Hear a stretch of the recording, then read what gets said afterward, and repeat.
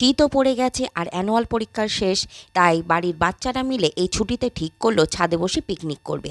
আর সকালে নাস্তার দায়িত্ব ছিল আমার, তার জন্য আমি ওদেরকে বানিয়ে দিলাম গরম গরম লুচি, সাদা আলুর তরকারি আর সুজির হালুয়া।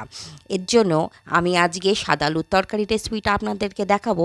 সাদা আলুর তরকারিটা দেখলেই সেই পুরোনো দিনে ছোটোবেলার কথা মনে পড়ে যায়। আজকে আমি কড়াইতে সাদা আলু তরকারির জন্য দিলাম সাদা তেল, তারপরে দিলাম তেজপাতা, শুকনো লঙ্কা, একটু পাঁচফোড়ন দিয়ে নাড়াচাড়া করে ডুমো ডুমো কেটে রাখা আলুগুলো দিয়ে একটু নাড়াচাড়া করব। করেই দিয়ে দেবো ওপর থেকে নুন আর দুটো কাঁচা লঙ্কা।